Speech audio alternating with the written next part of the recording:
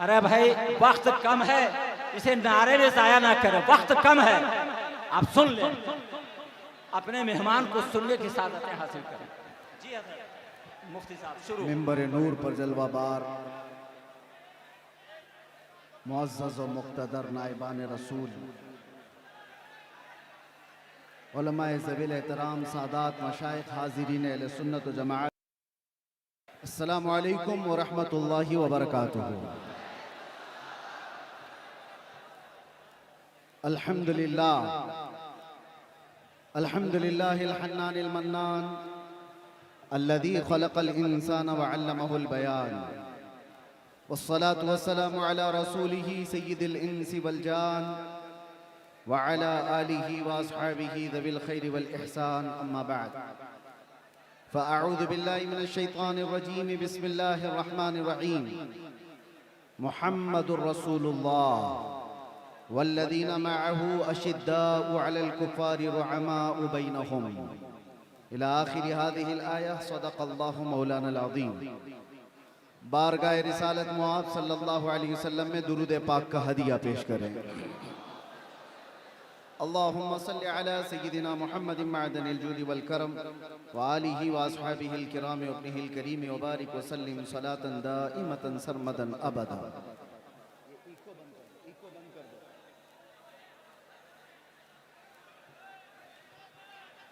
बहरे दीदार मुश्ताक है हर नज़र, दोनों आलम के सरकार आ जाइए। चांदनी रात है और पिछला पहर, दोनों आलम के सरकार आ जाइए। सिदरतुल मुंतहा अर्श व बाग़े इरम, हर जगह पड़ चुके हैं निशाने कदम। अब तो एक बार अपने गुलामों के घर, दोनों आलम के सरकार आ जाइए। हेलो, सुना है आप हर आशिक के घर आप लोग तशरीफ जरा लाते हैंगर से हैं। नीचे उतर जाइए।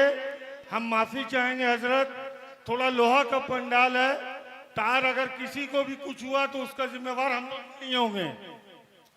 आप लोग लोहा का फ्रेम से नीचे उतर जाए, बड़ी मेहरबानी होगी। कहीं से भी कोई तार अगर ग्राउंड किया तो पूरा लोहा का पंडाल है, इसमें पूरा करंट आ जाएगा।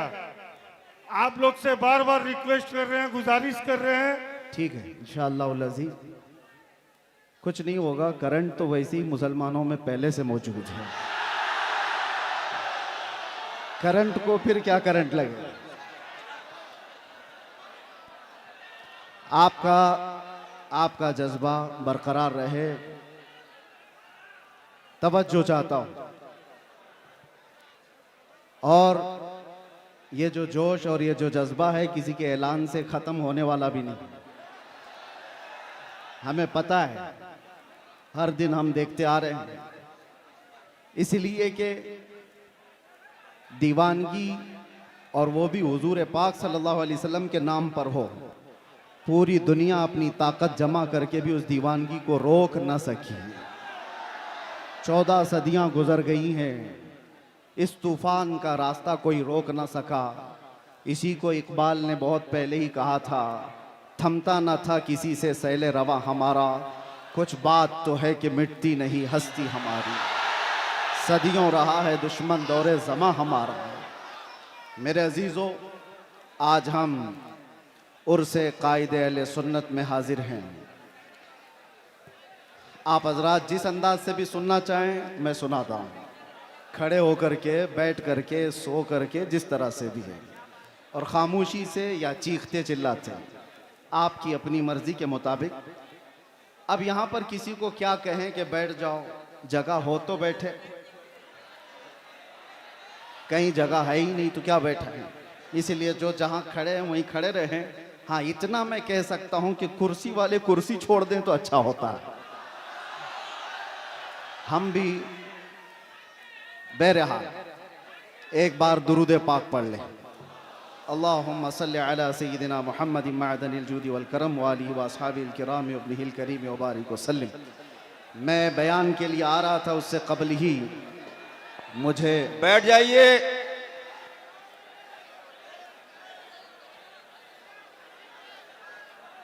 बैठिए बैठिए, धक्का मुक्की मत करिए, बैठ जाइए।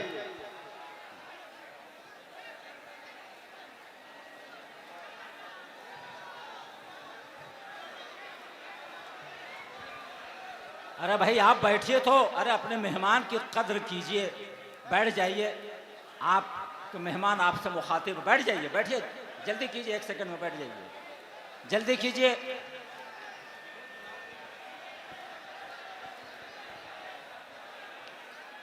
आप हजरात जिस मुक़द्दस महफिल में आए हैं उसकी तरफ तवज्जो करते हुए, और ख़ास तौर पर ये मिंबर जो होता है ये मिंबर रसूल कहलाता है।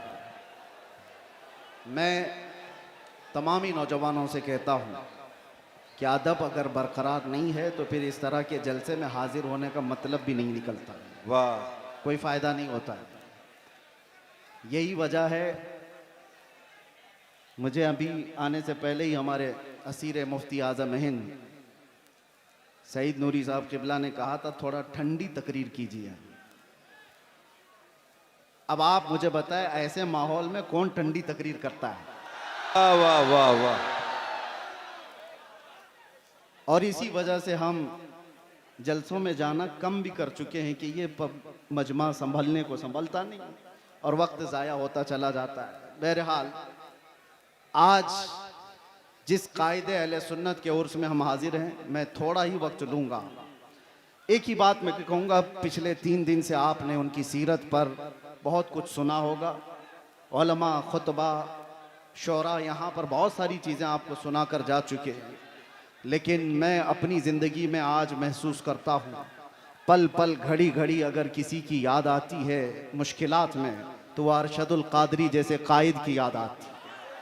आज उम्मत को जिस कायद की ज़रूरत है वो अरशदुल कादरी जैसा कायद था, जो उलमा को मुत्तहिद करे, मरबूत करे, सियासत में हमारी क़ियादत को एक नाम तक पहुँचाए, हमारे मिली मसाइल को कमरे के अंदर बैठ कर के हल कर सके, वो एक दूसरे पर तीखे निशाने करने वालों पर जा करके सुलह मुसालहत की बात कर सके। वो कायद आज हमें नज़र नहीं आता जो कायदे अहले सुन्नत के अंदर खूबियाँ थीं।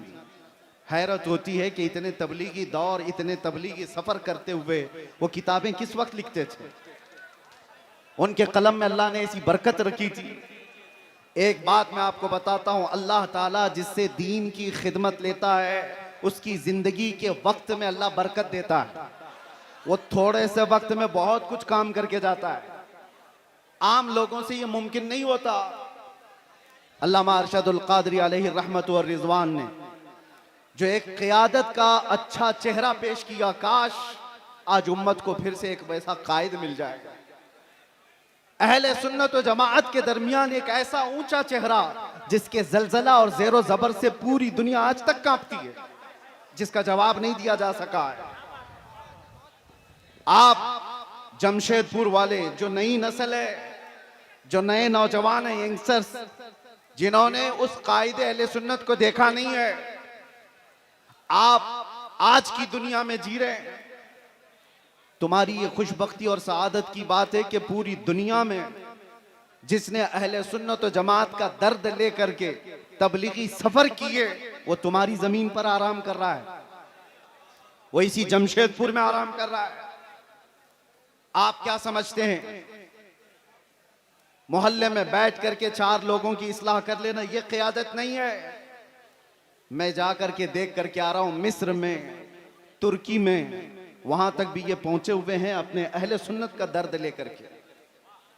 हद तो ये हुई कि जब मैं आपकी तारीख में ये पढ़ा 1982 में आप तेहरान भी चले गए, ईरान, इनकलाब ईरान के बाद जो ईरान के हालात सख्त हो गए थे। क्यों गए मियां? आप सुन्नी आलिम हैं, शियों के मुल्क में क्यों गए? इसलिए नहीं गए थे कि शियों से लिफाफे लेकर आए और अपना महल बनाए, बल्कि इसलिए गए थे कि तेहरान में 5 लाख सुन्नी मुसलमान जीते थे। उनके मुस्तकबिल की फिक्र करके हिंदुस्तान से वो ईरान पहुंचे थे। ईरान के सुन्नियों को एक मस्जिद बनाने की इजाजत नहीं दी जा रही थी, तो दर्द ईरान के सुन्नियों को नहीं, हिंदुस्तान में बैठे अरशदुल कादरी के दिल धड़क रहे थे। उम्मत का दर्द हो तो क़ियादत आती है। और एक बात मैंने आप ही के अशार से अपनी गुफ्तगू का आगाज किया, सबसे मेरी पसंदीदा नात अकेले में जब भी मैं सुनता हूँ, सबसे ज्यादा अल्हम्दुलिल्लाह आला हजरत की नातों के बाद अरशदुल कादरी अलैहि रहमा की ये नात, इसलिए कि ऐसा है कि ये हम जेल में भी गुनगुनाते थे तो तसल्ली होती थी। बहरे दीदार मुश्ताक है हर नजर, दोनों आलम के सरकार आ जाई। चांदनी रात है और पिछला पहर, दोनों आलम के सरकार आ जाइए। ये वो कहता है जिसका दिल बाराह रास्त मुस्तफा से जुड़ा हुआ होता है, जिसकी दिल की धड़कनें मेरे आका के इश्क में धड़क रही हो, वो इस तरह की तमन्नाएं करता है। और एक बात मैं आपको बताऊं, बहुत सारे लोगों को देख करके आप कंपेयर ना करना। जिसके सीने में सच्चा इश्क रसूल होगा, उसके दिल में ऑटोमेटिक उम्मत का दर्द भी होगा। ये लाजिम चीज है। जो नबी से बेपनाह मोहब्बत करता है, बाय डिफॉल्ट जिसको कहते हैं ना, ऑटोमेटिक उसके अंदर उम्मत की मोहब्बत और उम्मत का दर्द आ ही जाता है। वो ऐसा नहीं है, ऐसा नहीं है कि उम्मत को तोड़ने की बात कर रहा होता है और रसूलुल्लाह की सीरत बयान कर रहा होता है। झूठा होगा। नबी से मोहब्बत करने वाले की सबसे पहली अलामत बयान की गई है। मेरे आका ने खुद फरमाया, मल्लम यहतम बिअमरिना फलैसा मिन्ना। जो इस हाल में सुबह किया कि मेरी उम्मत का ख्याल नहीं किया, वो मेरी उम्मत में से नहीं है। हुजूर ने फरमाया, जो उम्मत मुस्तफा का ख्याल नहीं करता, हुजूर फरमाते हो मुझ में से नहीं है। और जो रसूलुल्लाह से मोहब्बत करता है, उसे उम्मत का दर्द सताता है, उम्मत का दर्द सताता है। अल्लामा अरशदुल कादरी रहमतुल्लाह ताला अलैह की जिंदगी को पढ़ो ऐ नौजवानों। कितनी जगहों पर वो सफर करते चले गए उस जमाने में जब टेक्नोलॉजी इतने उरूज पर नहीं थी, असबाब इतने। और ये वो अशखास, वो नुफूस कुदसियां हैं जिन्होंने कई कई दिनों तक बसों के और ट्रेनों के सफर किए थे, और फिर भी उम्मत के दरमियान जाकर के खिदमत इस्लाम का वो हक अदा किया जो आज प्लेनों का सफर कर करके भी 100 लोग नहीं अदा कर सकते, नहीं कर सकते। वो दर्द था उम्मत का। मैं मेरे वालिद गिरामी रहमतुल्लाह ताला अलैह से अल्लामा अरशदुल कादरी रहमतुल्लाह अलैह के मुतालिक बहुत बचपन में सुना था, जब मेरी उम्र अभी मुश्किल से 7-8 साल रही होगी। उस वक्त से सुनते आए जब अभी मदरसे की दहलीज पर कदम भी नहीं रखे होंगे। हाँ, किस वजह से सुनते थे? वो कसरत से सरकार मुफ्ती आजम हिंद का और हुजूर हाफिज मिल्लत का जिक्र करते, और अल्लामा अरशदुल कादरी रहमतुल्लाह अलैह के मुतालिक बताया कि कर्नाटक की सरजमीन पर, कर्नाटक की सरजमीन आप ऐसा समझे कि आज के दौर में भी इल्मे दीन से शगफ रखने वाली उतनी वहां पर कौम आबाद नहीं है। आज भी ऐसे हालात हैं। उस जमाने में फरमाते थे, मेरे वालिद के एक खत लिखा था खाली, और उस खत की बुनियाद पर वो जानते भी नहीं थे हमें। आ गए स्टेशन पर आकर के पूछने लगे कि फला मौलाना ने खत लिखा था मुझे, मैं यहां आया हूं। पता पूछते हुए मस्जिद तक पहुंचे, और मुसलसल कई दिन तक वहां पर ये फरमाया करते थे, कई मस्जिदों के सिलसिले में फिक्र, कई मदरसों के मुतालिक फिक्र। और आज उनका एक दर्द में एक जुमले में बताता हूं, उलमा समझ जाएंगे, उलमा समझ जाएंगे। बड़े बड़े कायदीन, माफ करें मैं किसी को टॉन्ट नहीं करना चाह रहा, बड़े बड़े पीर बने, कुछ भी बने, उम्मत का दर्द नहीं है तो उनके लिए ये जुमला है। अल्लामा अरशदुल कादरी रहमतुल्लाह अलैह ने, और वो जिसके लिए कहा था वो भी कोई आम आदमी नहीं थे, वो अपने जमाने के बहुत बड़े खतीब थे, बहुत बड़े खतीब थे जिनका तूती बोलता था हिंदुस्तान में। उसके बावजूद अल्लामा अरशदुल कादरी उनको खत में लिखते हैं कि उम्मत के हालात के सिलसिले में अगर आप खामोश रहे तो आपकी बेदारी के लिए मैं क्या कर सकता हूं। तो जुमला कितना प्यारा है, फरमाते, काश मुझे सूरे इसराफील मुस्तार मिल जाती। फरमाते हैं, इसराफील अलैहिस्सलाम की सूर मुझे उधार में मिल जाती, वो फूंक फूंक करके मैं हंगामे महशर बपा कर देता। आपको बेदार करने के लिए। ये दर्द था मेरे अजीजों, दर्द था। आज जरूरत है इस भोली भाली उम्मत को इस तरह से ऐसी आवारा छोड़ने की बजाय इनके रास्ते तय किए जाए, इनके रास्ते तय किए जाए। मेरे अजीजों, जो हालात यहां पर बने हुए हैं उस सिलसिले में भी मैं आपसे कहूं, किस तरह के हालात बने। आज अगर अल्लामा अरशदुल कादरी होते तो ये चुप्पी और खामोशी तो नहीं होती। कम से कम मैं जो बोलना चाह रहा हूं, हमारे उलमा जेलों में बंद हैं, उनके सिलसिले में आवाज कोई क्यों नहीं उठाता। हाय हाय हाय। बरेली शरीफ खानदान आला हजरत थे, तौकीर रजा साहब आज तक अंदर हैं, और कमर गनी उस्मानी साहब 4 साल से अंदर हैं।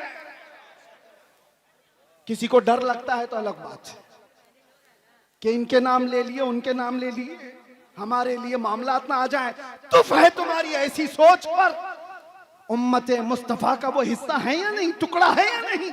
मेरे आका फरमाते हैं, मसलुल मुमिनी का मसली जसदिन इज़ा इश्तका अदवन तुदाअ लहु साइरुल जसद बिस्सहरी वल हम्मा।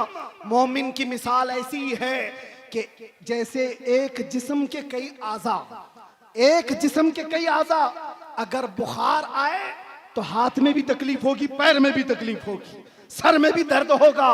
मोमिन की मिसाल ऐसी है कि एक मोमिन को दर्द होगा तो सारे मोमिनों को दर्द होना चाहिए। बेशक सारे मोमिनों को दर्द होना चाहिए। मदरसे वाले, तंजीमों वाले, खानकाहों वाले ये सोच के बैठे हो कि अभी हमारी खानका पे थोड़ी ना कोई मसला आया है, वो जाता है तो जाए। अगर तुम्हारी ऐसी सोच है तो इंतजार करो, कल आपकी बारी है, कल आपकी बारी है। कितना बचना चाहोगे? जो सेक्युलर बन करके अपने आप को छुपाते थे, आज उनकी हालत ऐसी है। आज हालत ऐसी है, धोबी का कुत्ता, ना घर का ना घाट का। ना वो इनके हो पाए, ना सुन्नियों के हो पाए। इसीलिए मुसलमानों, आज जो जरूरत है तुम्हारे अंदर, बाकी मैं किसी और को बेदार करने नहीं आया। बड़े बड़े लोग मौजूद हैं, बड़े बड़े लोग हैं। नौजवान जो मुझे सुनते हैं उनसे अब एक ही बात कहता हूं, अब शायद तुम ढूंढते रह जाओ, दूसरा अरशदुल कादरी मिलेगा नहीं वाह वाह। जो तुम्हारी क़ियादत करे। अरे हमें नहीं मिलता, तुम्हें क्या मिलेगा? सुभान अल्लाह। दर्द है, इसलिए बोल रहा हूं, दर्द है कि इन मामलात में, उम्मत के मामलात में, जो अपने घर से निकल करके हर जगह जाता था, वो कौन है आज? कौन है? मदारिस इस्लामिया पर कुछ आंच आए तो कोई बात करने वाला? सुभान अल्लाह। पिछले 1 साल से ज्यादा हो गया होगा, अल जामिअतुल अशरफिया मुबारकपुर, जो अजहर हिंद कहलाता है, किस तरह की मुसीबतों से गुजर रहा है, सारे उलमा को पता है, सारे उलमा जानते हैं। जामिया अशरफिया मुबारकपुर, जिसने हिंदुस्तान को बड़े बड़े कायदीन दिए, अल्लामा अरशदुल कादरी भी उसी के खोशाचीन है। आज अशरफिया के ऊपर क्या हालात हैं आपको पता नहीं है? उलमा तो जानते होंगे, हुकूमत की कैसी सख्तियां हैं। बिना तनख्वाह लिए हुए वो कई महीनों से वहां खिदमत कर रहे हैं, उनकी तनख्वाहें बंद कर दी गई, रोक दी गई। हमारे इन हालात पर अगर क़ियादत नहीं होती तो फिर किन हालात पर क़ियादत होगी? हालात, किन हालात पर क़ियादत होगी? मिंबरों पर एक दूसरे के अमामे खींचने पर। तवज्जो चाहता हूं, रईसुल कलम हमेशा ये चीज पसंद फरमाते थे कि उम्मत का दर्द रखने वाला कोई आलिम किसी खित्ते का हो, वो मेरे घर के बच्चों से ज्यादा अजीज है। उनका ये दर्द जो मैंने महसूस किया, आज अपनों के लिए अलग मसाइल, गैरों के लिए अलग मसाइल, ये नहीं था उनके घर। मैंने आयत इसीलिए पढ़ी, ज़रक़ानी साहब अभी जो कह रहे थे कि अल्लामा अरशदुल कादरी रहमतुल्लाह तआला अलैह की सीरत पर उनका ये जुमला सूने के हरफों से लिखने के काबिल है। अपनों से गैरों से मुकाबला हो तो डट जाइए, अपनों से मुकाबला हो तो हार जाइए। यह जुमला आसान नहीं है, प्रैक्टिकल बहुत मुश्किल है। और यही कुरान का मफहूम है, अशिद्दाउ अलल कुफ्फारी रुहमाउ बैनहुम। सहाबा की यही सिफत थी, वो सख्त थे तो गैरों के लिए और आपस में नरम दिल थे। ऐसे नरम दिल, ऐसे रहम दिल थे। सख्ती उन लोगों पर करनी चाहिए थी जो मेरे नबी की शान में भौंकते हैं, ना ये कि मुसलमानों के लिए। जब से ये चीजें हमारे अंदर बदल गई तो हमारे हालात भी ऐसे तितर बितर हो गए। आज देखो, कोई भी आकर के, एक छोटा सा लीडर भी मुसलमानों की छोटी सी टुकड़ी को काट के लेके चला जाता है। हर जगह यही हालात है, हर जगह यही हालात है। मुझे किस मसले पर बात करूं ये समझ में नहीं आता। मुसलमानों के जो मामलात हैं, नशा इतना ज्यादा आम है कि इनके नशाखोरी पर बात करें, जिना बढ़ता जा रहा है इस पर बात करें, औरतों की बेहयाई उरूज पर आ गई इस पर बात करें, एजुकेशन में इतने पीछे हो गए इस पर बात करें। समझ में नहीं आता, हजार मसाइल है हमारे, किन मसाइल पर बात करें। आखिर में जाकर के हमारा जो दर्द है वो इस नुक्ते पर पहुंचता है। इनको एक एक मसले का इलाज करते रहोगे, जिंदगी तमाम हो जाएगी, बीमारियां बढ़ती चली जाएंगी। बीमारियां बहुत हैं लेकिन इलाज एक ही है। उम्मत मुस्तफा का इलाज एक ही है, वो इलाज का नाम है कि मोहम्मद से वफा तूने तो हम तेरे हैं। वो एक ही इलाज। आज उम्मत को उन कदमों से जोड़ने की जरूरत है। जब जब हलकों की बात होती है, जब जब अपने अपने खास जमात की बात होती है तो उम्मत बार बार झगड़े करती है। जमात से मुराद मैं अहले सुन्नत की बात नहीं कर रहा हूं, सिर्फ पीरों के अपने हलकों की बात हो। ये पीर का मुरीद उससे नहीं मिल सकता, वो पीर का मुरीद इससे नहीं मिल सकता, इनसे सलाम उसका नहीं, उसका सलाम इससे नहीं।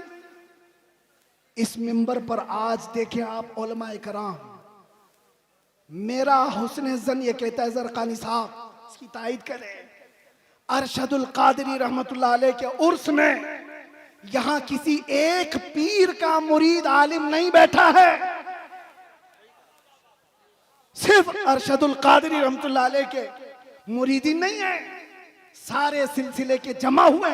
इसलिए जमा हुए हैं कि उन्होंने अरशदुल कादरी रहमतुल्लाह ताला अलैह की सीरत को देखा है कि यहां पर छांटा नहीं जाता, यहां पर जमा किया जाता, इसलिए जमा हुए। बाकी तो डर लगता है। इनके भी स्टेज खास हैं, सबके हमें पता है, मैं खुलकर बोल रहा हूं। सब खतीबों के, सब शायरों के स्टेज खास है। इस स्टेज वाला उस स्टेज पे नहीं जाएगा। है सुन्नी,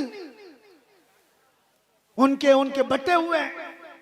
लेकिन मेरे अजीजों, अल्लामा अरशदुल कादिरी रहमतुल्लाह ताला अलैह के जमाने में भी और उनकी हयात के बाद भी आज ये मिंबर गोना गो खुसूसियात के साथ जो जमा है, काश उम्मत के तमाम सुन्नी उलमा का इत्तिहाद और क़ियादत जिंदा हो जाए। मेरा विजदान कहता है पूरा हिंदुस्तान तो छोड़ो, जमशेदपुर के सुन्नी इकट्ठा हो जाए, हिंदुस्तान को हिलाने के लिए काफी हो जाए।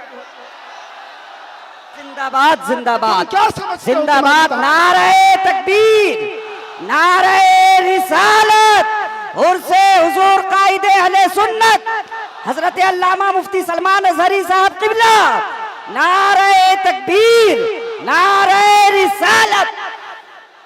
मैंने सुना था मिंबर पर, हो सकता है कि बहुत ज्यादा भीड़ भाड़ की वजह से नज्म व नस्ख खराब हुआ हो।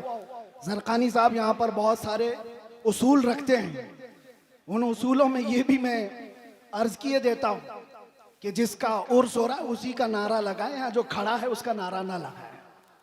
होना ये चाहिए, हमारे मरने के बाद फिर लगाए।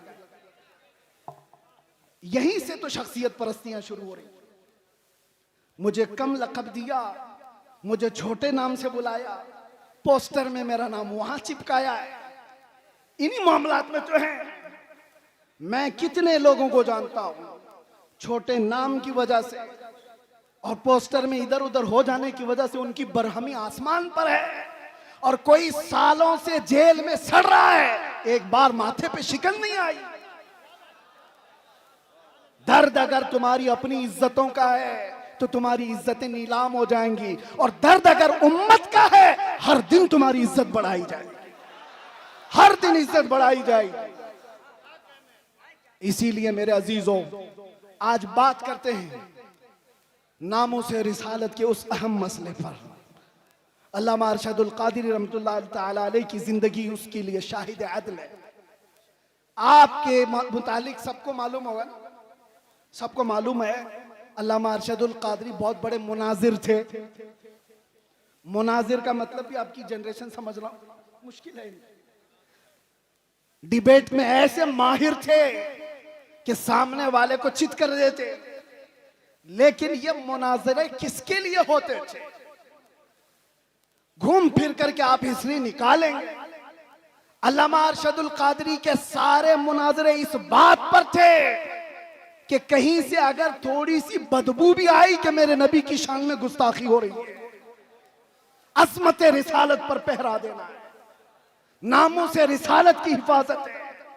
मुनाजरे इसलिए नहीं होते कि चमक जाएं, मुनाजरे इसलिए नहीं होते कि अपने नाम रोशन कर लें, मुनाजरे अज़मत रिसालत के दिफा के लिए हुआ करते थे, और वह हक अदा किया है अल्लामा अरशदुल कादरी रहमतुल्लाह अलैह ने। हक है। मैं जामिया अशरफिया मुबारकपुर में जब पढ़ने के ज़माने में था, मैंने सुना था अपने एक उस्ताद से कि हुजूर हाफिज मिल्लत के साथ अल्लामा सफ़र पर थे, अल्लामा अरशदुल कादरी। एक छोटी सी किताब हुजूर हाफिज मिल्लत लेकर चल रहे थे, और लखनऊ का शायद सफ़र था, और रास्ते में अल्लामा अरशदुल कादरी रहमतुल्लाह अलैह उसको पढ़ते रहे, उसके बाद रखे। बाद में पहुंचने के बाद जिस साहब के घर पर मेहमान थे, हुजूर हाफिज मिल्लत भी वहां गए। पूछा कि मौलाना अरशदुल कादरी किताब कहाँ है, वो जो साथ लेकर चले थे? कहा हुजूर मैं तो लेना भूल गया, छूट गई, ट्रेन चली गई। हुजूर हाफिज मिल्लत को वो किताब की ज्यादा जरूरत थी, बहुत शदीद जरूरत थी। आप नाराज हो गए, कहा इतनी भी किताब का आप ख्याल नहीं कर रहे, साथ में सफर। कहा कि हुजूर थोड़ा सा वक्त दे दें, थोड़ा सा वक्त दे दें, किताब के मुतालिक कुछ ना कुछ करूं। फरमाया कि जो किताब उन्होंने ट्रेन में बैठकर मुताला किया था, पूरी किताब लिख करके हुजूर हाफिज मिल्लत को दे दी।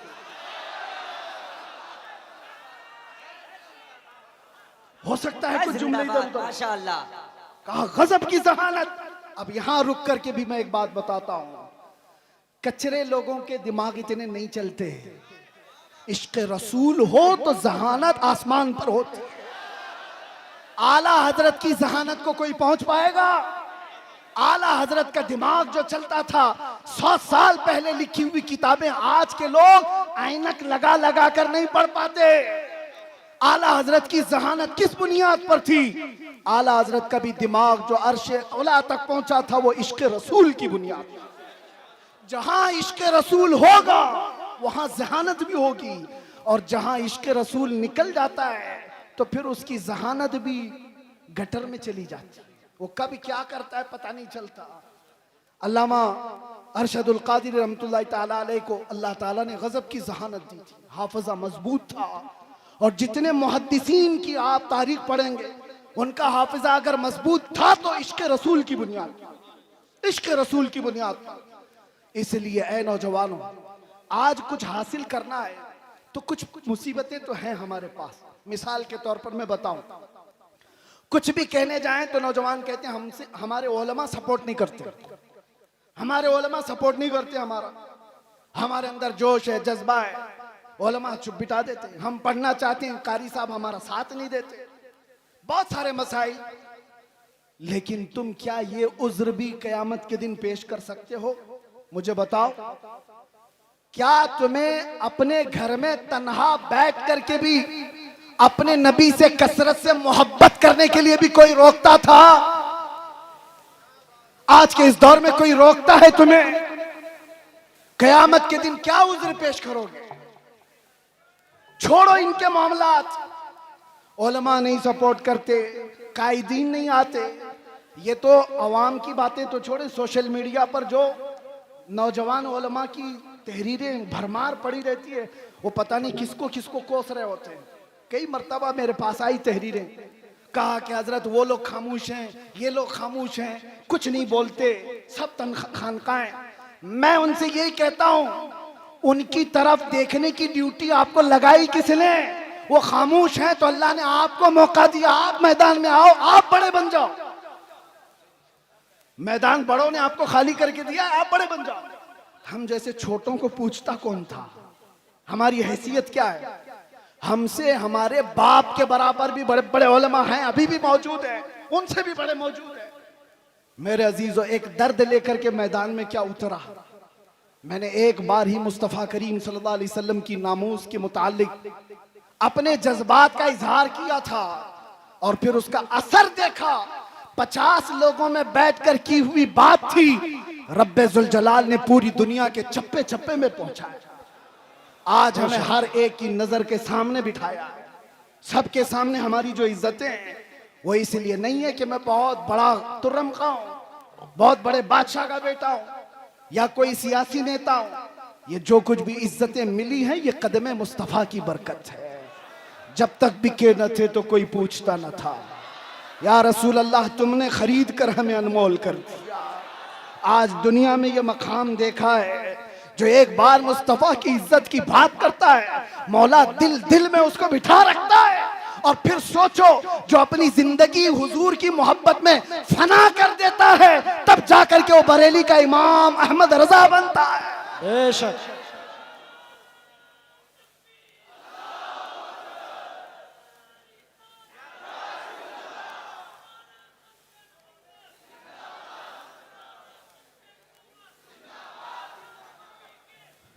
मैं दो चंद बातें बस आपकी सीरत से अख्ज करके, वैसे जो सुनाना था घर वाले ज्यादा बेहतर जानते हैं घर की बात। अल्लामा के साहबजादे यहाँ पर मौजूद हैं, उन्होंने सारी चीजें देखी। एक बात आपको मैं बताऊं, सच्चा आलिम वो है जो सहाबा की सीरत पर चले, उनके तमाम नुकूश पाक को अपनी जिंदगी के मिसाले राह बनाए। हुजूर सैयदना अबू बकर सिद्दीक रज़ियल्लाहु ताला अन्हु का हाल ये था, सुनेंगे आप थोड़ी देर। आप जब खलीफा बने, दिन रात काम इतने थे और घर में जो तनख्वाह आती थी बैतुल माल से आपके घर में तनख्वाह आ रही थी। ये पहली मर्तबा सारे सहाबा ने बैठ करके फैसला किया कि खलीफतुल मुस्लिमीन को कुछ तनख्वाह मुकर्रर कर दी जाए ताकि वो खिलाफत के कामों को खुशी से अंजाम दे सके। तनख्वाह आती थी। एक दिन ऐसा हुआ कि उनकी बीवी ने कहा, सिद्दीक अकबर की बीवी कहती है, कभी तो कुछ तर ग़िज़ा खा लीजिए, कभी कुछ तर ग़िज़ा खा लीजिए, खजूर खा लें, कभी शहद खा लें। हजरत अबू बकर सिद्दीक फरमाते हैं, मेरी बेगम इतने पैसे हैं कहां मेरे पास कि मैं शहद खरीदूं, मैं घी खरीद करके लाऊं। ये वक्त के खलीफतुल मुस्लिमीन सैयदना अबू बकर सिद्दीक की बात कर रहा हूं। बीवी ने कहा, आप मत घबराएं, मैंने जमा करके रखे हैं, मेरे पास है, मैं ला करके देती हूं। हजरत अबू बकर सिद्दीक ने कहा, लाओ। आपकी अहलिया ने एक पोटली में कुछ पैसे रखे हुए थे, ला करके दे दिया। हजरत अबू बकर सिद्दीक ने गिना, वो कुछ सिक्के थे। पूछा, ये तेरे पास कहां से आए? बीवी ने मुस्कुरा कर कहा, वो छोड़िए, जो तनख्वाह आती है ना आपकी बैतुल माल से, मैं घर का राशन ला करके थोड़ा थोड़ा अलग निकाल करके रख दिया करती थी, थोड़ा थोड़ा जमा करके। औरतों की आदत है बचा के रखने की। तो हजरत अबू बकर सिद्दीक की बीवी कहती है, मैं थोड़ा थोड़ा बचा कर रखती थी, वो आज इतनी हो गई है, इससे आप जाइए शहद खरीद लीजिए, घी खरीद लाइए। हजरत अबू बकर सिद्दीक कहते हैं, बहुत अच्छा, लाओ।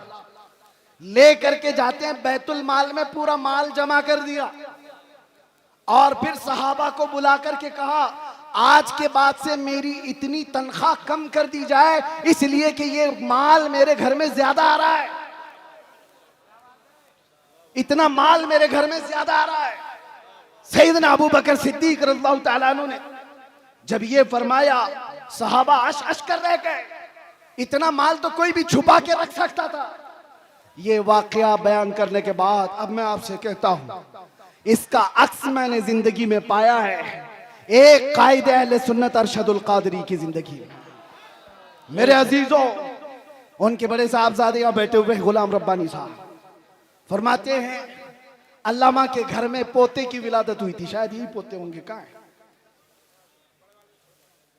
पोते की विलादत हुई थी और इनकी वालिदा छठी मनाना चाह रही थी। छठी होती है, मदरसे से मुत्तसिल मकान है, तो छठी जब हो रही है, औरतें कुछ खाना पकाना कर रही होंगी, तो देग की जरूरत थी पानी जमा करने के लिए।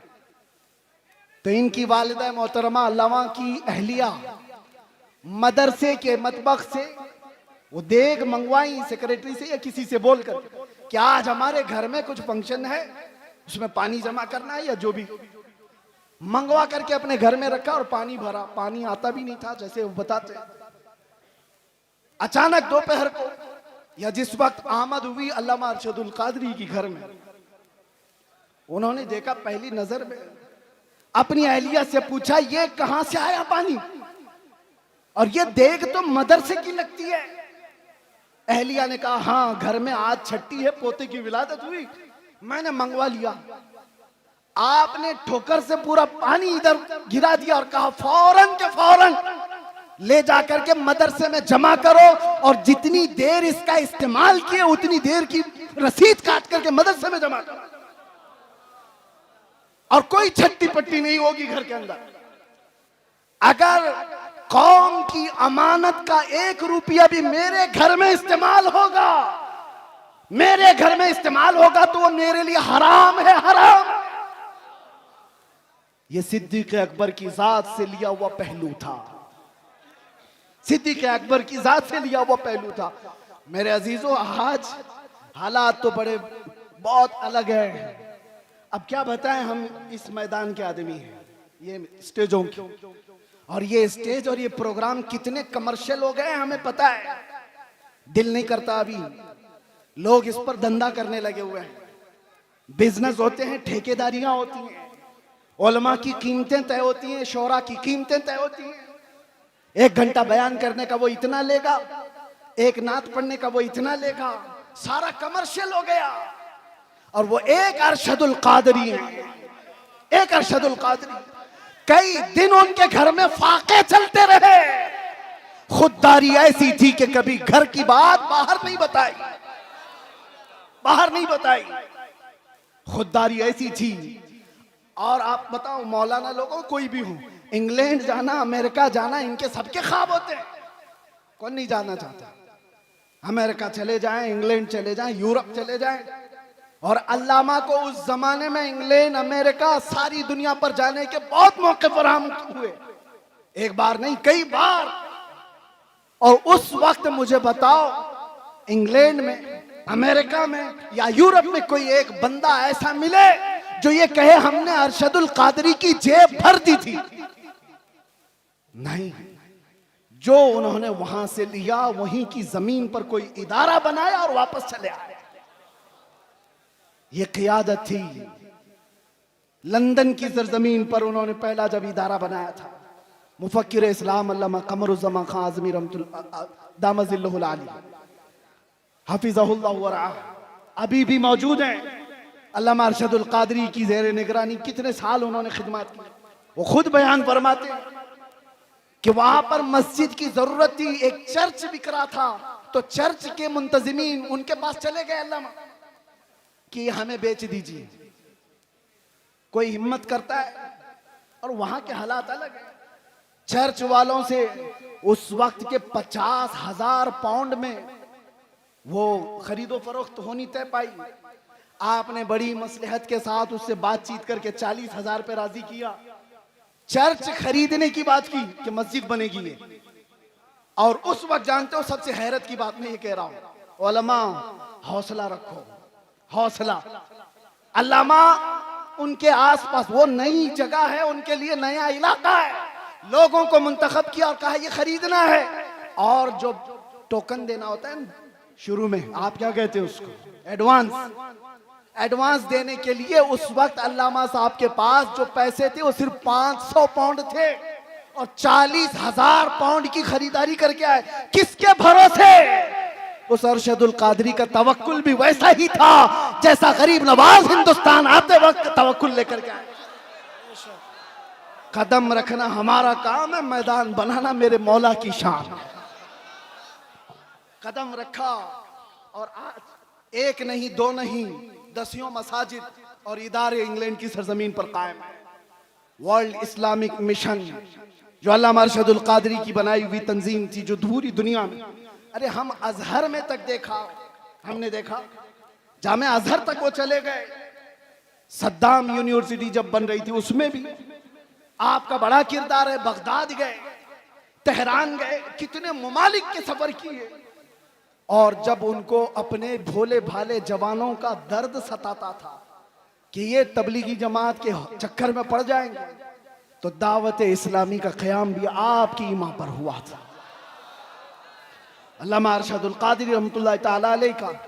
और एक बात ये भी मैं बताता हूँ, वो तहरीक खूब फल रही है, फूल रही है, और फले फूले, लेकिन किसी तंजीम और तहरीक के फलने फूलने में उसके बानी के इखलास की बहुत ज्यादा जरूरत होती है। और वो इखलास अरशदुल कादरी का हर जगह पर नजर आता है।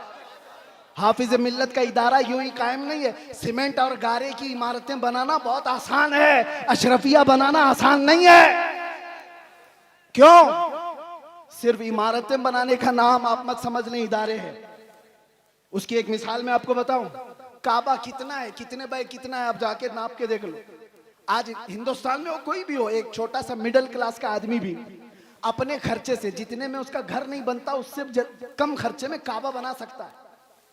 4 कोने बनाने हैं, ना कोई डिजाइन करना है, ना खिड़कियां, ना अंदर डेकोरेशन, बन तो जाएगा। इतने सदियों से कोई काबा क्यों नहीं बनाता?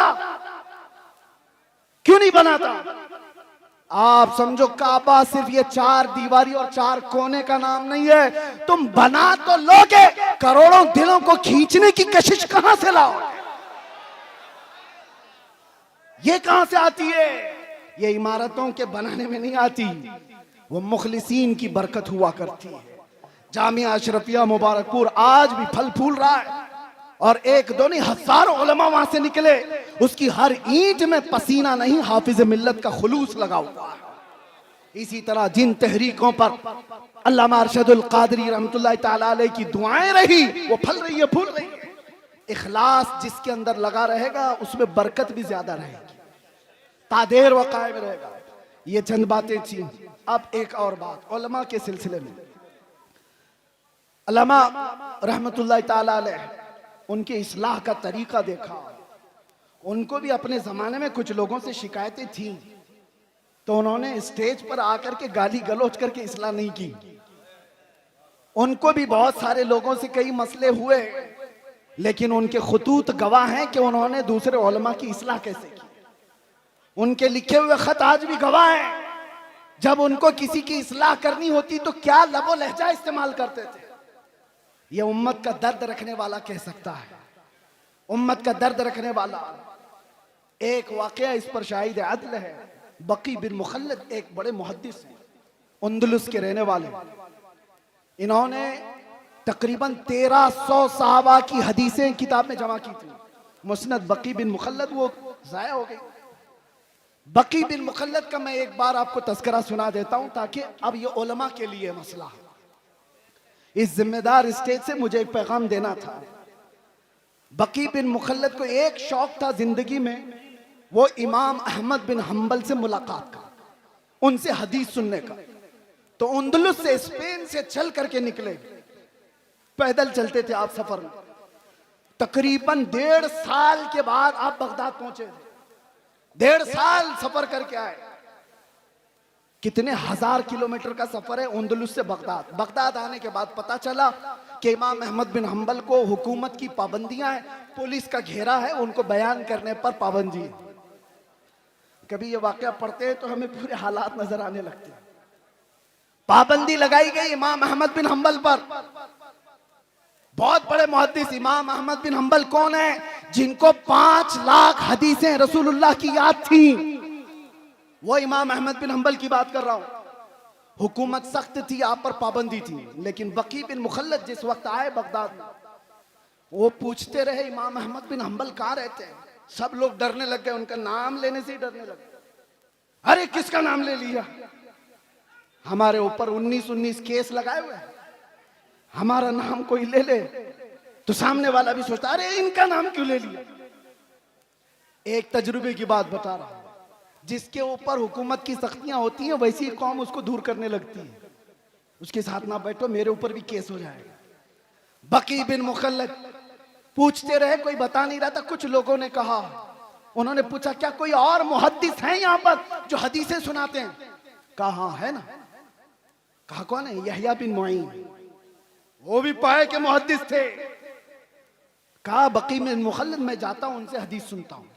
वो एक मस्जिद में बैठे हदीसें सुना रहे थे। कौन? यहया बिन मुईन। और जब हदीसें बयान करने के बाद उन्होंने सवालात पूछने के लिए मौका दिया तो बकी बिन मुखल्लद ये खुद आगे बढ़ते हैं, कान में जाके पूछते हैं। तवज्जो, अब जो मेरे बयान करने का मकसद है, कान में जाकर यहया बिन मुईन से पूछते हैं क्या आप इमाम अहमद बिन हंबल को जानते हैं? क्योंकि सब लोग डर रहे थे उनका नाम लेते ही। हुकूमत की सख्ती है, पाबंदी है, अहमद बिन हंबल के घर के अतराफ पहरा लगा हुआ है, कोई नाम भी नहीं लेता था। तो बकी बिन मुखल्लद ने कान में जाकर पूछा यहया बिन मुईन से, क्या अहमद बिन हंबल को आप जानते हैं यहाँ इलाके में? आप जलाल में आ गए। वो ऐसा जलाल नहीं कि मेरे बराबर के आदमी के बारे में मुझसे क्यों पूछा, नहीं। कहा इधर आओ, कहां से आए हो? कहा अंदलुस से चल के आया हूं। कहा जो बात तुम पूछ रहे हो वो कान में पूछने की नहीं, मजमे आम में पूछो। अहमद बिन हंबल के बारे में कान में मत पूछो, पूरे मजमे में पूछो। कहा पूछो। उन्होंने बुलंद आवाज से पूछा इमाम अहमद बिन हंबल के बारे में जानते हैं? यहया बिन मुईन ने कहा बरजस्ता, हाँ मैं जानता हूं। इस वक्त वो रूए जमीन के सबसे अफजल तरीन आलिम है और मुझे उनकी फजीलत बयान करने में कोई दिक्कत नहीं है। ये कौन फरमाते? यहया बिन मुईन। और उसके बाद बकी बिन मुखल्लद पूछते हैं क्या आप इजाजत देते हैं कि मैं उनसे जाकर हदीस सुनूं? एक खुद मुहद्दिस हैं, वो उनसे पूछ रहे हैं मौलाना साहब आपसे आकर के कोई पूछे, मैं आपसे नहीं पढ़ना चाहता हूं, दूसरे मौलाना से पढ़ना चाहता हूं। भगा देगा, मुझे क्या समझ रखा है, मुझे कमतर समझा है। यहया बिन मुईन कहते हैं तुमने बेहतरीन फैसला किया है, मुझे भी वक्त मिले तो मैं अहमद बिन हंबल से हदीस सुनूं। ये है वक्त के मुआसिर उलमा के दरमियान मोहब्बत और एक दूसरे का एहसास।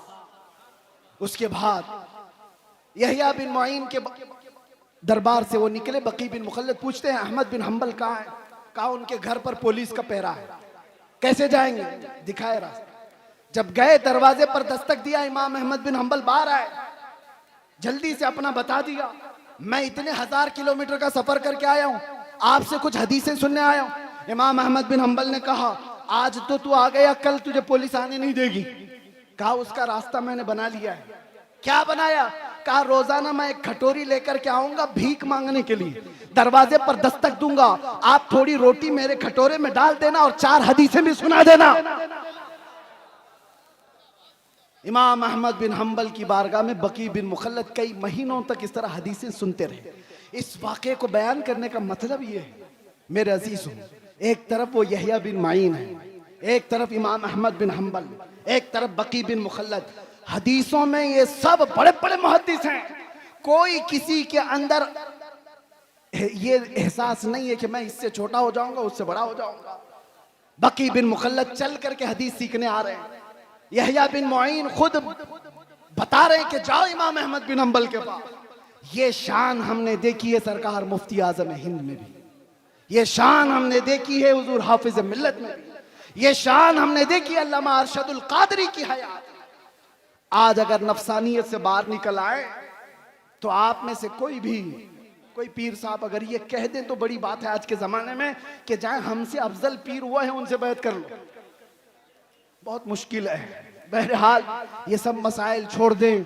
नौजवानों तुम्हारे लिए सिर्फ एक बात है, आज जिस तरह ये खाली खाली नजर आ रहे हैं, उलमा के अपने मसाइल है, माशी मसाइल, हुकूमत की सख्तियाँ, और हम तो ठहरे ऐसी पागल कि आज पकड़े फिर कल पकड़े, पता नहीं क्या क्या हालात हों। लेकिन इन हालात में अल्लाह ताला तुम्हें तन्हा कभी नहीं छोड़ेगा। ये उम्मत मुस्तफ़ा को सुबह क़यामत तक रहना है, सुबह क़यामत तक ये आबाद रहेगी। टेंशन इस्लाम के ख़त्म होने का नहीं है। आपको डर ये नहीं पालना है कि कुरान ख़त्म हो जाएगा, इस्लाम ख़त्म हो जाएगा, कभी नहीं ख़त्म होगा। टेंशन इसका लेना है कि तुम्हारे अपने ईमान का क्या होगा। इस्लाम का कुछ नहीं होगा, कुरान का कुछ नहीं होगा, अल्लाह उनका मुहाफिज है। तुम्हारे अपने ईमान का क्या होगा। ये बहते हुए सैलाब में चले जाओगे या जोरदार आंधियों में तुम अपना ईमान बेच दोगे।